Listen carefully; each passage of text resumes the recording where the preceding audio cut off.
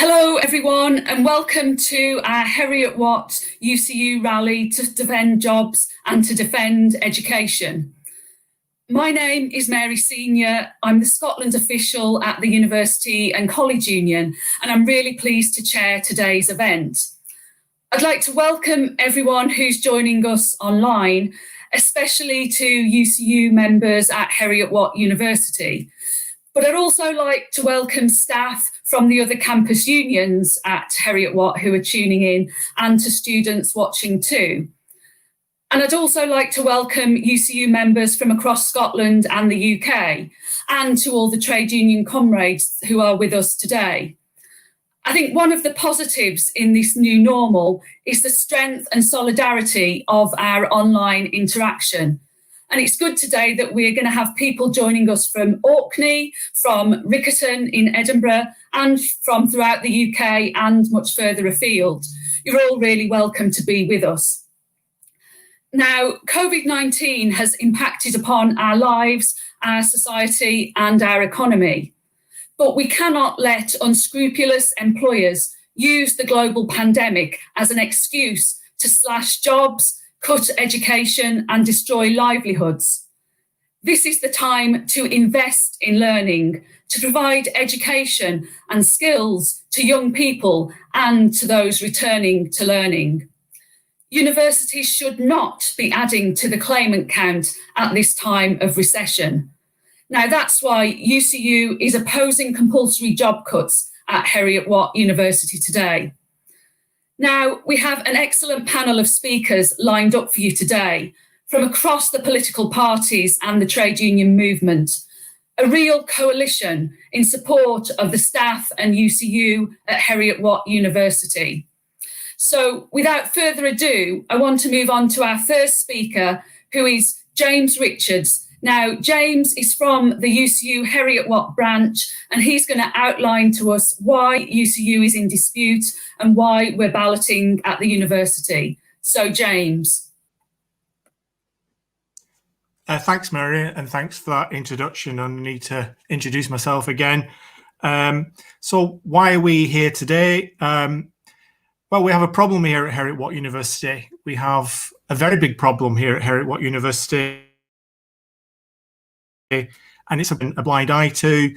Nobody should responsibility for. Specifically, Heriot-Watt wants to shed jobs.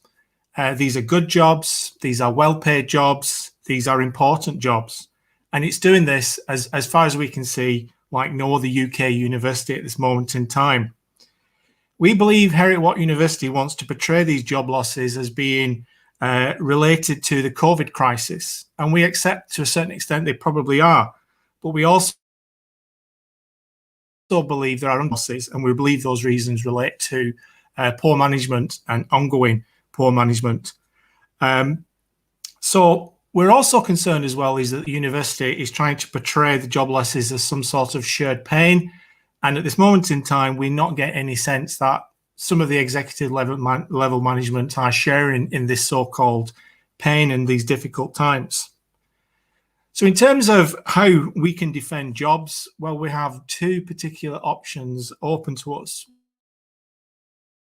We have the matter related to consultation, which we've been in now since late August. We've been involved in that in a very constructive fashion. We've put in a range of alternative strategies to the university, and we've also argued against some of the finer points of their details. We also have another option available to us, an option that we have to explore in parallel with our first option, and that involves industrial action. We currently have an industrial action ballot that's live, and later, but the anti-trade union legislation means that we have to do it now rather than further down the line when compulsories may be more clearly on the cards. So that is our kind of options right now. And in as little as 2 weeks' time, our plan B could well be our plan A, sorry. So just to kind of quickly say why we think we should oppose redundancies, Mary's outlined them already to a certain extent, but we have some very more peculiar things related to Heriot. We have some kind of wider applicability. We think compulsory is, first of all, is an easy way out for bad decision making. In a sense, if we condone this process, we are setting ourselves up to be victims of redundancies in similar situations further down the line.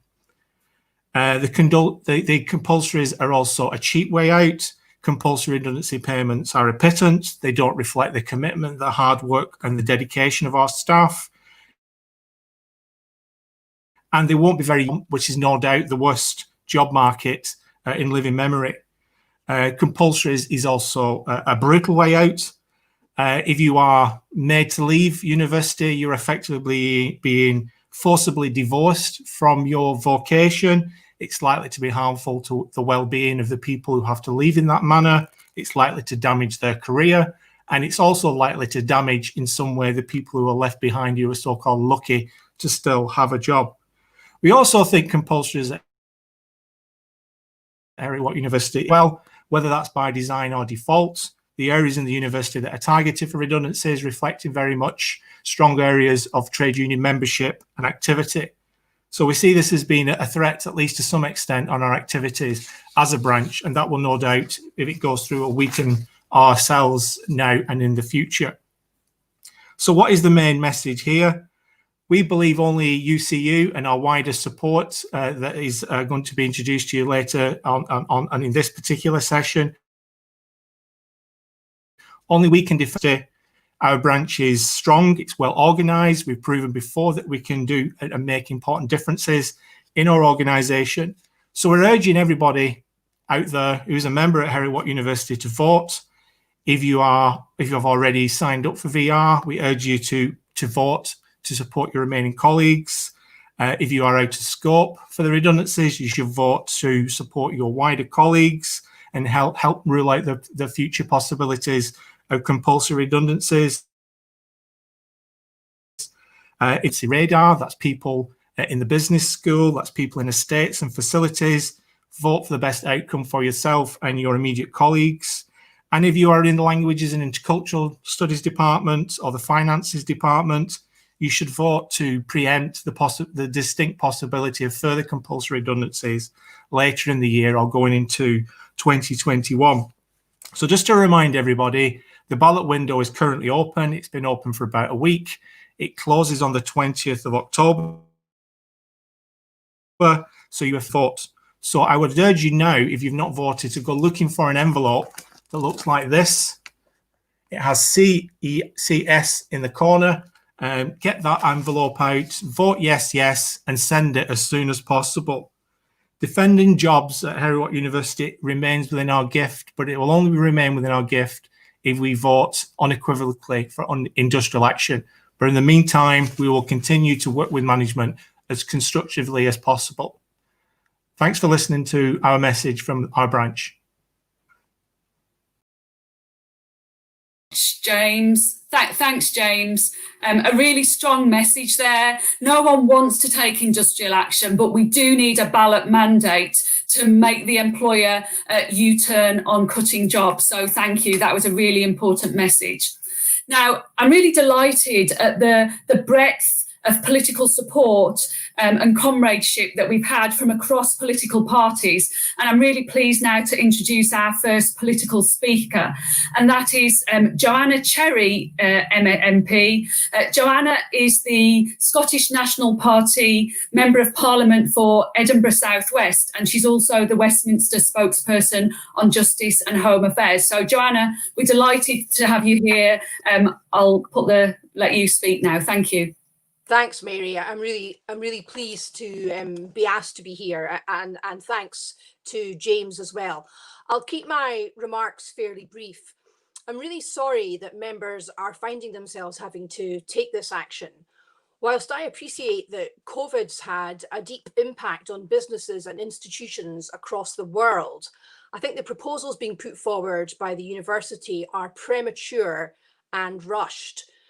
Now, I'm the local Member of Parliament for the Riccarton campus, and those of you who know me will know that I stood by staff during the 2017 planned round of redundancies. And I was really pleased at that time that my office were able to work with James Richards to help push the message from UCU with the university management. And those of you who know me will also know that I stood with staff during the UCU pension strikes over the last few years. And I'm really sad to have to be speaking in solidarity with staff at Heriot-Watt again so soon, but you have my support and I'm really pleased to be able to tell you that. I've been keeping a close eye on developments since these redundancies were first announced, and I've been really grateful to the UCU branch at Heriot-Watt for keeping me informed. And also I've been aware of the constructive way that they've attempted to approach this negotiation.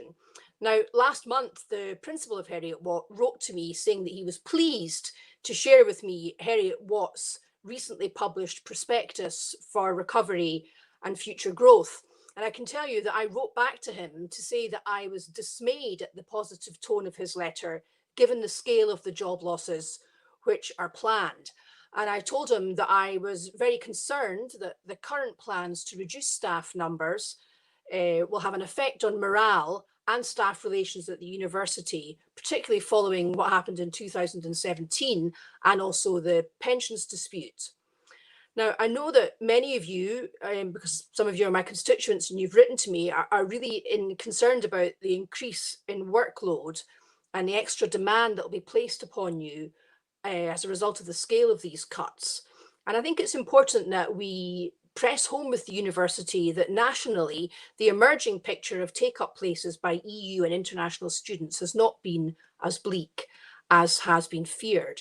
And therefore, I think it's a really strong line that the action here by senior management is premature, and we must discourage people using the cloak of the COVID crisis to carry out plans that have nothing to do with the COVID crisis. So I really hope that staff, unions and management are able to work together here to find a better way forward. And my message to you today is that you have my support and my solidarity, and I wish you the best of luck in the negotiation with the university. Thank you. Thank you so much, Joanna. We really appreciate you taking the time out today, but for the long-standing support that you've given to our members at Heriot-Watt and to the university community. Thank you. I'm now pleased to hand over to our next speaker, who is UCU's National UK President, Vicky Blake. Now, Vicky's been a good friend to Scotland. I last saw you, Vicky, outside the Scottish Parliament. So really pleased you've joined us today. So I'll hand over to you. Thank you. Thanks, Mary. The first thing I want to say is to everyone who is an ordinary member of staff at Heriot-Watt, we are with you. And as you have inspired branches across UCU and across other unions, the movement now has to get together and get behind all of you, the ordinary staff who keep Heriot-Watt ticking over, who support students and make education possible at that university. And the second thing I want to say, well, it's a question really, is what does it tell us about senior managers who choose a pandemic as the setting, as the backdrop for a brutal restructure? And that cloak of COVID metaphor is exactly what I'm talking about here. It speaks to bad managers making bad decisions, poor planning that betrays students and staff. And the key message here is that we are not going to let them get away with this. We are not. We need to come together. We need to support all of you. And we need to make sure that every single one of you does the usual that your branch is so good at doing with voting. You need to get those votes into the post as soon as possible to make it clear that this doesn't stand. Because this is the time that students need more support and not less. Workloads are higher than ever. Staff have been working beyond maximum capacity to support students to keep things going. And now is not the time to mess with Heriot-Watt staff who keep this university ticking. We know and we are inspired by the democracy of your branch. And rather than ignore you, the management team must be made to listen. They have to listen. And I think that point that was just made about them needing to get back around the negotiating table and to deal with the fact that they have been trying to push through premature decisions here is really key. And I want to leave with the message that we need to remember the power that we hold when we stand together and support each other as workers. And management just cannot be allowed to come and cut again while they continue to fail. So your vote is your voice. Please, please use it. And we are with you. Thanks.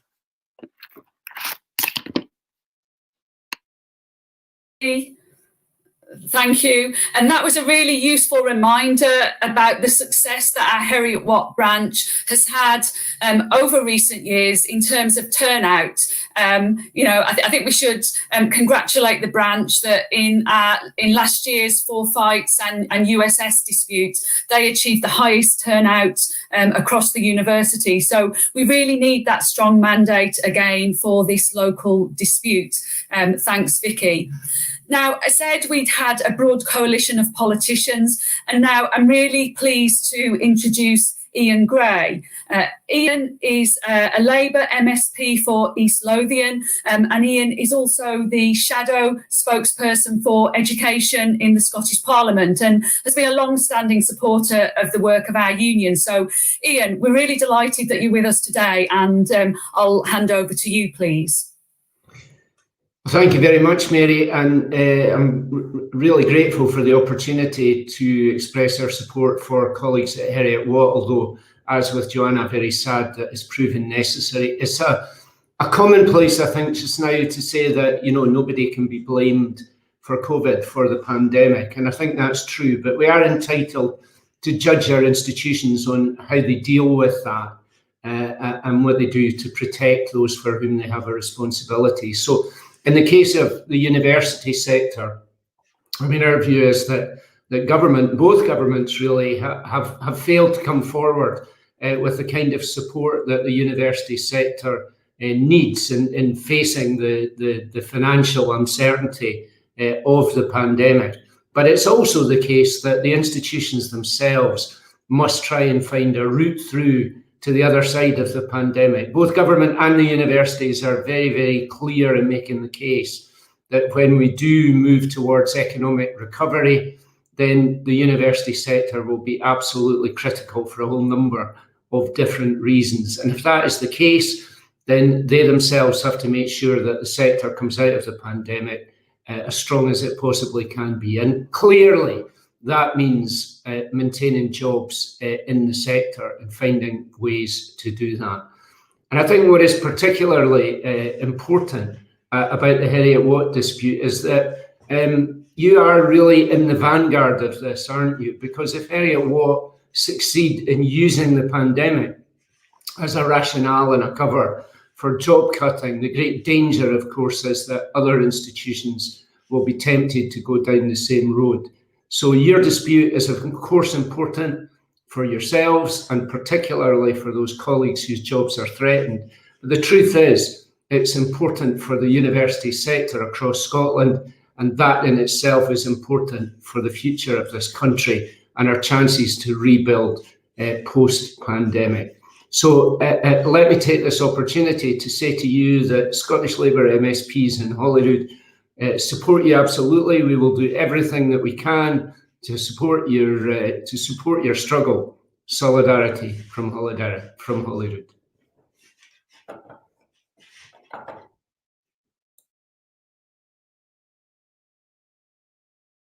From you.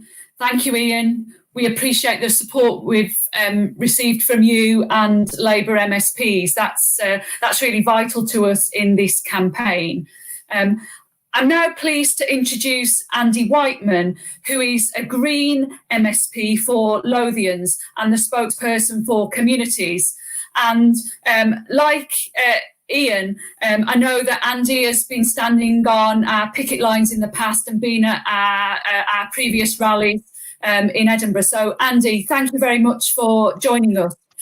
Please do speak to the rally. Thank you very much indeed, Mary, and I'm very pleased to join you today in solidarity with all your members who are struggling, like many other people, of course, with the fallout from this pandemic, but in particular, the decisions that the management appear to be making, which in my view, they should not be making. Now, I first want to apologise on behalf of my colleague Alison Johnson, who was meant to be addressing you today. She has a medical appointment, but I just want to echo what Ian Gray has said about the importance of employers taking their full responsibility in this pandemic.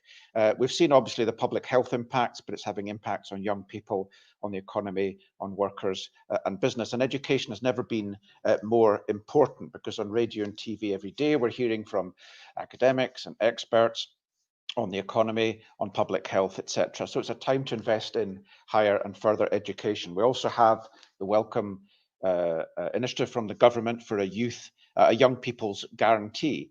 And it seems self-evident to me that education institutions need to be playing their role in that. Now, I understand the pressures that the universities are facing. My colleague Alison Johnson joined, I think, Neil Findlay, one or two others on a call on Friday. And that is understandable, as it were, that the position that they have set out. But there is no case whatsoever for any compulsory redundancies in these circumstances. And I welcome, I think Neil Findlay will be speaking shortly, I think has written to the Higher Education Minister on this, and my colleague Alison Johnson was pleased again to join in signing that letter. So I hope together we can resolve this issue. It depresses me that Heriot-Watt is again on the front line on this. I think it speaks to some systematic failures in the management of that institution. But at the very least, I hope you can take some comfort from the fact that you're hearing today from voices across the political spectrum who are standing in solidarity with you, because we understand the importance of the further and higher education system, and we understand the importance of jobs and good quality, well-paid, remunerative jobs that play a vital part in educating our young people, not just our young people, of course, but in particular our young people. And coming out of this pandemic, as I say, education is going to be one of the key components of economic recovery. That's been recognised in a number of economic reports that have been commissioned by government and indeed by many think tanks and economic commentators. So thank you once again for the opportunity to speak.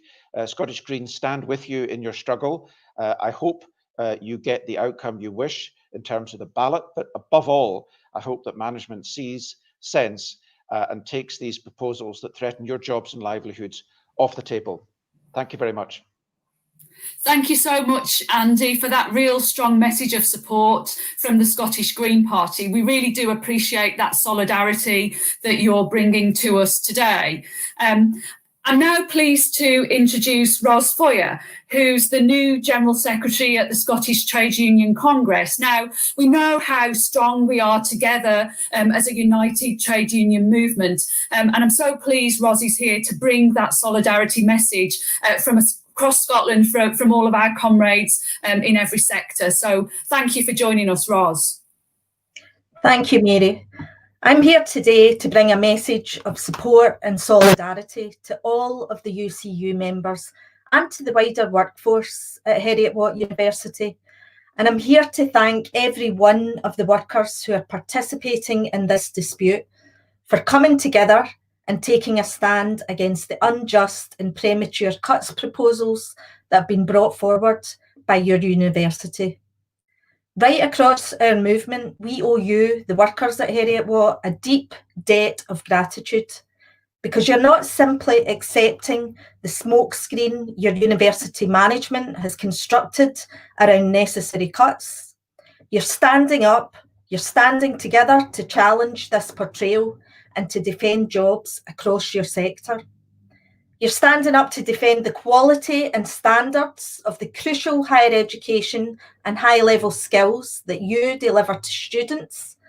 You're sending a message to all employers who might be cynically contemplating how to use the COVID crisis as a veil to justify an unjust cuts agenda to think twice.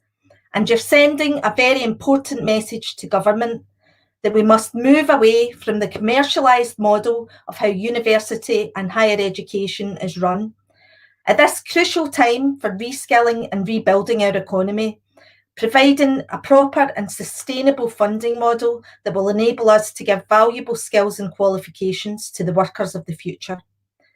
Now, the STUC believe that Heriot-Watt's decision to cut jobs and not to rule out compulsory redundancies is actually at odds with the Scottish Government's Fair Work guidance and University Minister Richard Lochhead's request that universities abide by the principles of fair work.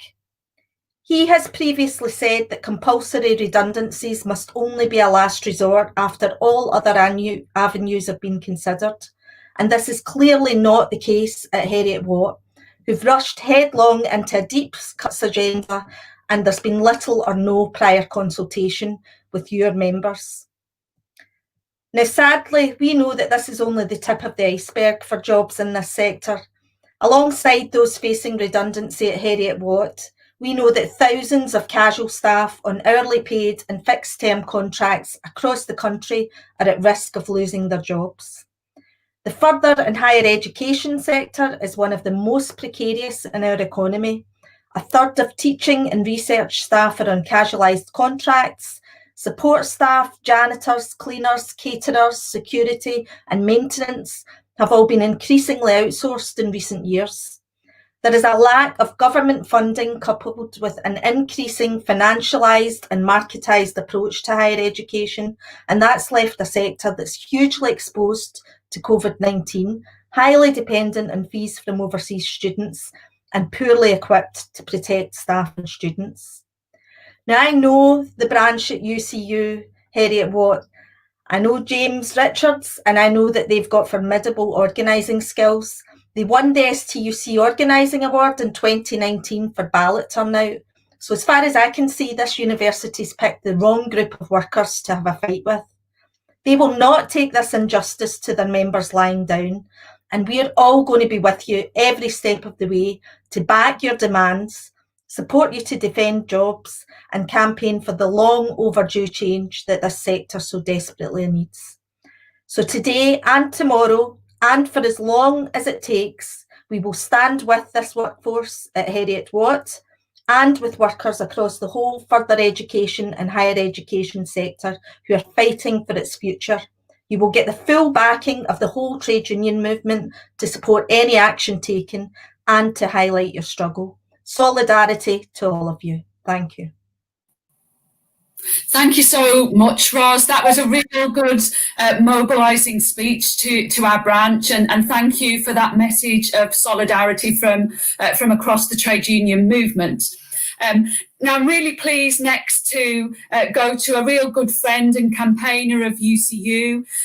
That's Labour MSP for the Lothians, Neil Findlay. Now, as we've already heard, Neil has already been working hard with the branch to support them in their campaign. So I'm delighted that Neil could take time out of his really busy schedule to come and speak at our rally today. So Neil, I will hand over to you, please.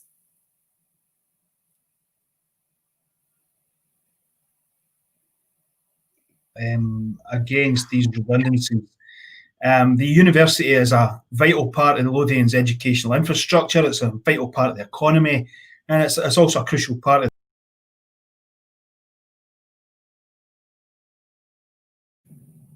Oh, I'm sorry about that. I think we have lost Neil for a moment. So while we're just sorting out and getting Neil back on stream, I'd like to share with you some messages of support and solidarity that we've received from some speakers that weren't able to join us today. Oh, no, it looks like Neil's back. Go on, I'll hand back to you, Neil. Thanks for that IT glitch. Dodgy connections, I think it is, Mary. The university is respected internationally for its research and for its teaching, but you can only have that excellence in education if you have the staff to deliver it. And it's clear that now and in the past there are serious issues at the university. It's only a few years ago that there was a previous round of redundancies. So last week, or I think it was 2 weeks ago, I submitted a motion to Parliament on the situation at Heriot-Watt, and I got a very lengthy letter from the principal, who I don't think was too enamoured by it, but he was setting out the reasons for the redundancy programme. So on Friday, I convened a cross-party meeting of MSPs to speak to the principal and myself, my Labour colleagues Sarah Boyack, Angela Constance and Alison Johnson attended.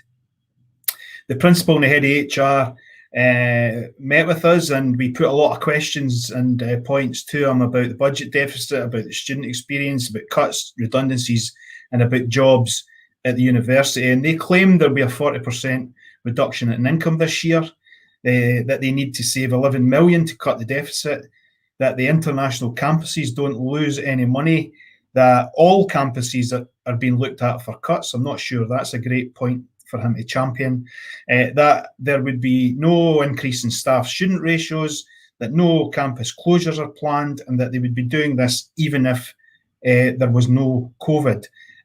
They said there would be minimal impact on students, and they also said that they also confirmed that Heriot-Watt had £100 million of reserves when we asked. They said that between 60 and 90 programmes would be cut, and that the one big claim they made was that the university put staff and students at the heart of everything they do. Well, I think this is a funny way of showing that. And he asked us to call for the cost of refunding accommodation costs to be underwritten by the government. He asked us to contact the government about these issues, the refunding the accommodation costs, the ensuring that the full cost of student places were to be funded, not just the £1,800 rate that they receive at the moment. He asked that the UK government support package be brought forward, and that the ongoing issue of pensions be addressed. Now, we're happy to take that forward, and that will be part of what we send to the Education Minister today. But I did ask him if he had made these requests of government. Had he asked the very same points of the Higher Education Minister, Richard Lockhead? And he mumbled a bit, and then he said, well, I've had a conversation with the Funding Council. When pressed, I asked, has he made an approach to the government? Has he made an approach to the Higher Education Minister, or indeed John Swinney as Education Secretary? And the answer is that he hasn't. So they want us to go and make the request to government, but they won't make that request themselves. And the reality is, if there is no support from government, then the university is going to be in a very difficult position. And he is the manager of that for year after year after year, as we've saw financial problems at the university.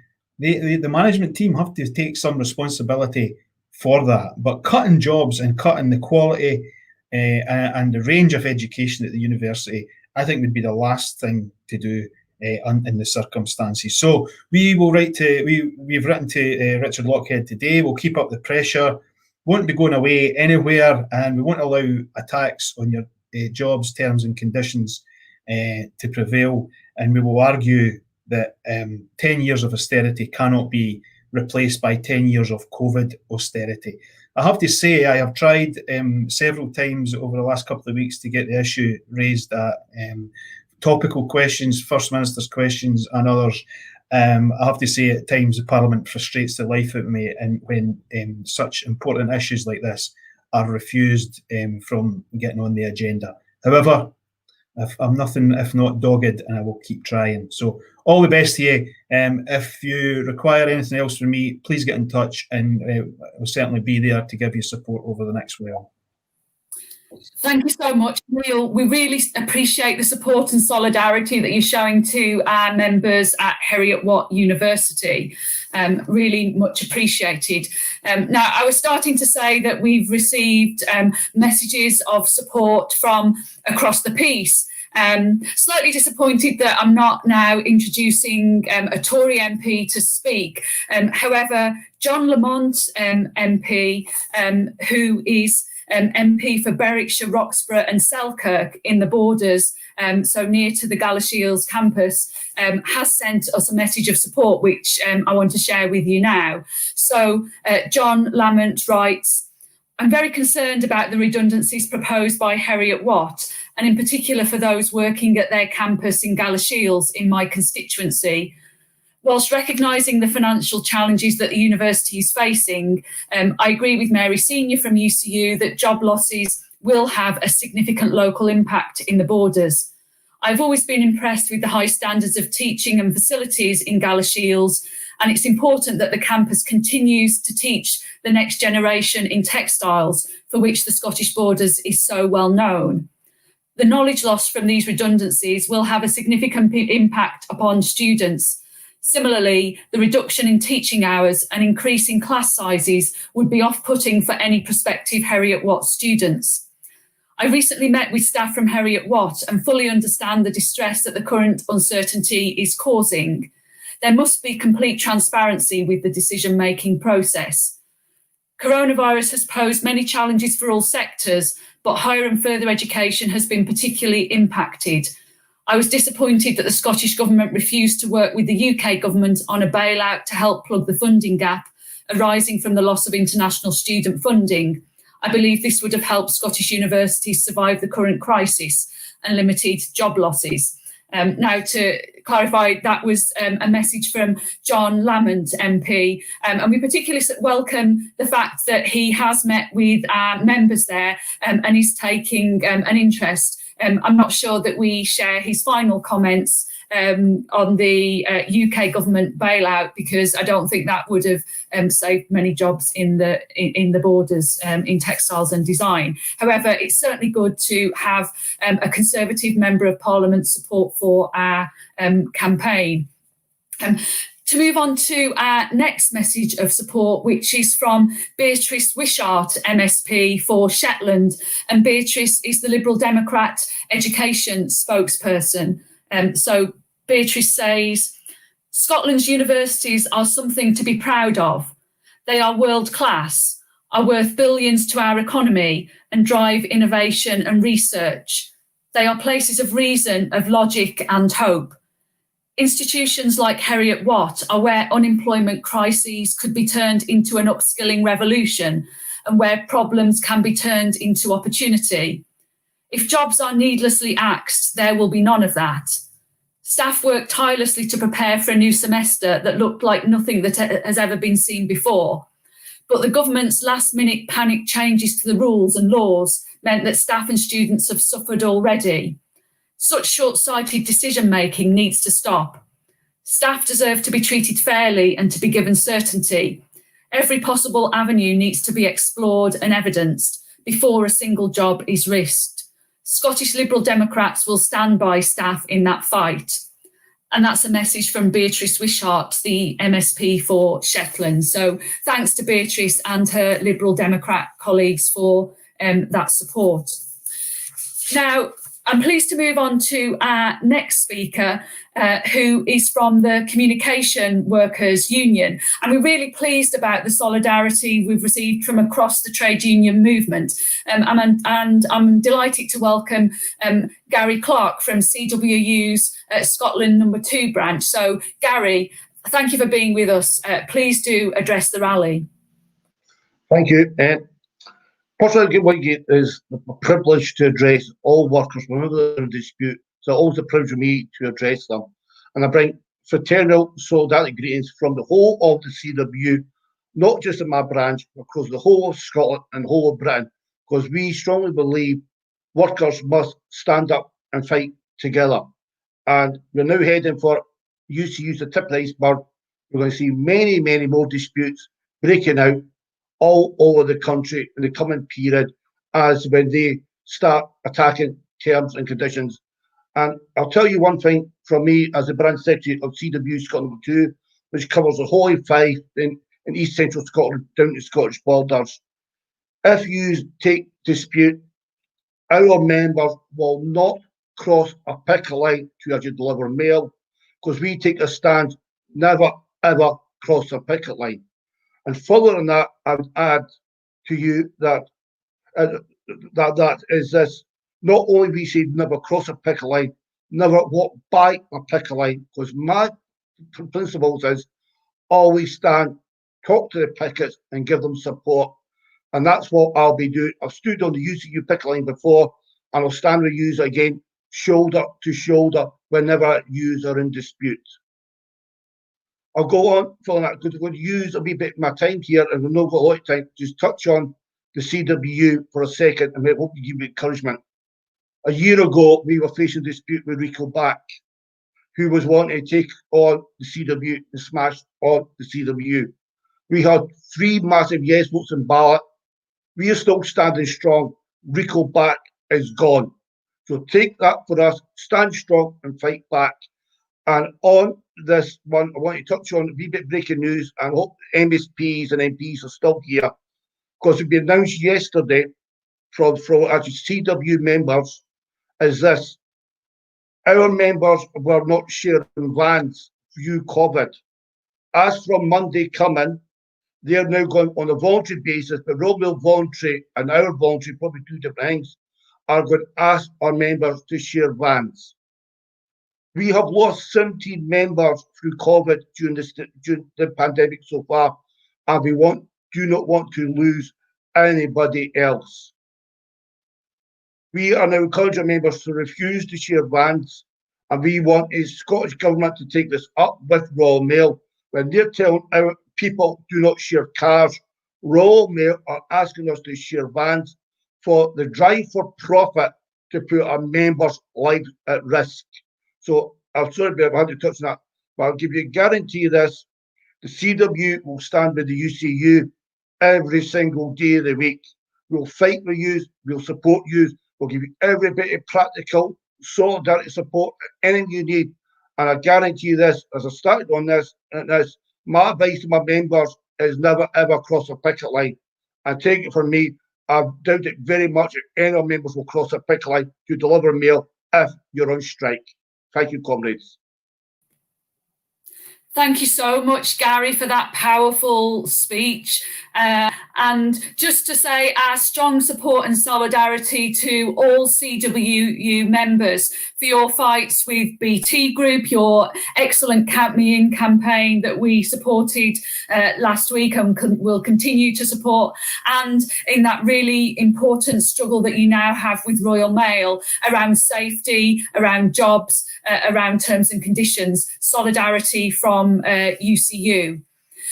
Now, I'm now pleased to move on to our final speaker in this rally. Our final speaker is Carlo Morelli. Carlo is the UCU's Scotland president, and I'm really pleased that he's joining us today from Dundee. Carlo. Hi, Mary. Hi, brothers and sisters, comrades, everyone at Heriot-Watt. I want to send solidarity to Heriot-Watt UCU, all of our members there, from all of us in UCU Scotland. No one in UCU Scotland needs to be told how important Heriot-Watt UCU is to both the university and also our union on a national scale in Scotland. Your hard work and your effort has pioneered lots of the work that is now done in all of the branches. I also want to send solidarity to the post workers, the CWU and Gary Clark.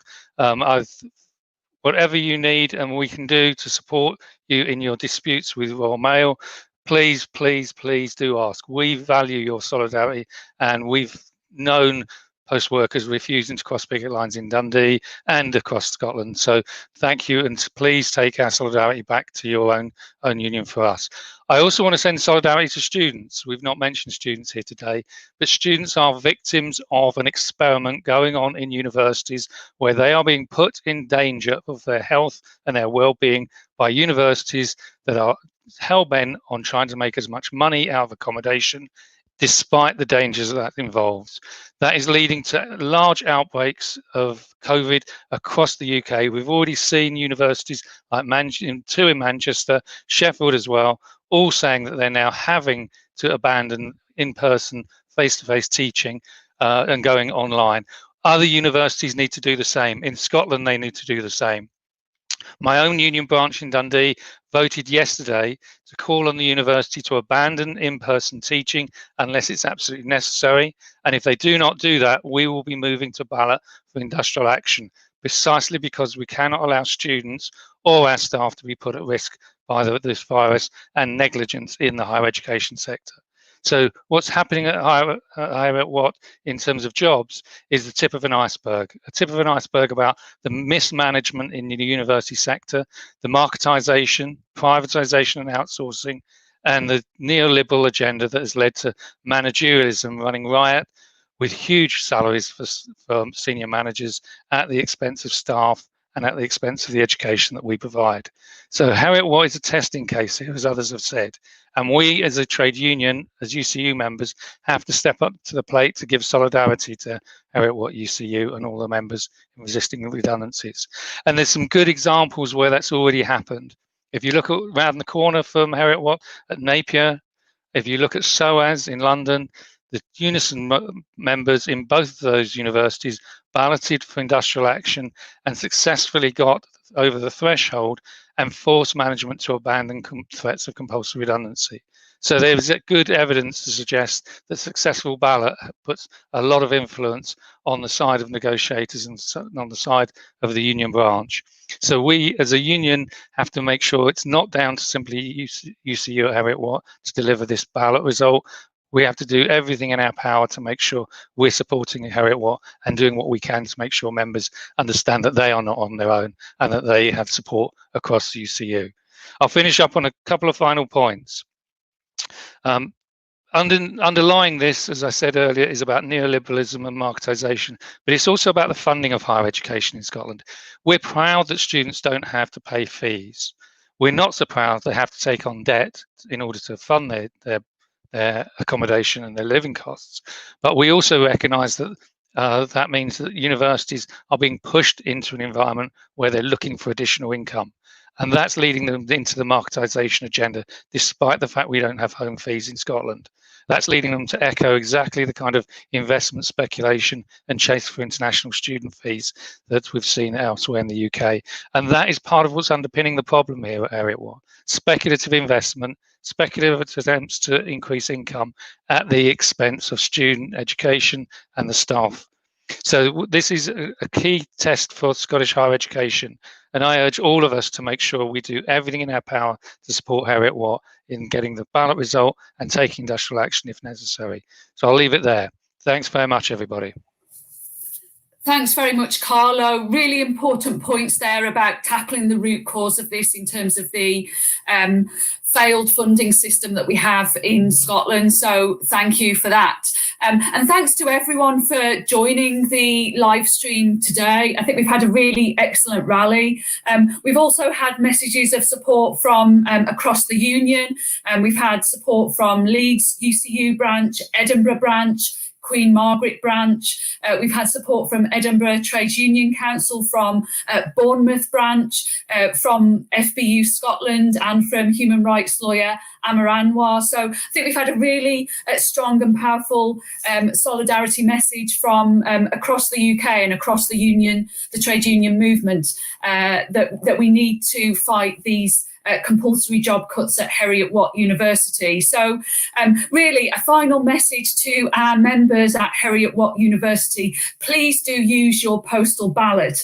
Please do ensure that you vote and that your ballot paper is returned to our independent scrutineer by the 20th of October. If you've lost your vote or mislaid your vote, please get in touch with our Heriot-Watt branch so we can arrange a replacement. No one wants to take industrial action or action short of strike, and we hope that by having a strong and powerful mandate, we won't need to use that threat of industrial action. However, it's necessary to get that ballot mandate to be sure that we can fight cuts. So to close, I really just want to thank our excellent speakers from today, and thanks to James Richards, and a particular strong thanks to all of the branch committee and the members and the branch officers at Heriot-Watt UCU. They're doing a tremendous job there in the negotiations, in the organisation, and in the Get the Vote campaign. It's really essential work that you're doing, so thank you, and thanks to James for talking to us about it today. Thanks to Joanna Cherry MP. Thanks to Vicky Blake, the UCU president. Thank you to Ian Gray MSP, to Andy Wightman MSP. Thanks to Roz Foyer from the STUC. Thanks to Neil Findlay MSP. Thanks to Gary Clark from the CWU. And finally, thanks to Carlo Morelli, our president here in UCU Scotland. But most of all, thank you to you for joining us today. I really do think we've had an excellent rally with such strong support and coming together that we really value the input that you're all having and the messages of support. So thanks for joining us. I hope we don't need to be having strike rallies, but if we do, we know that we have the backing of our whole trade union movement. So thanks, comrades. Please enjoy the rest of the day and support to our members at Heriot-Watt. Thank you.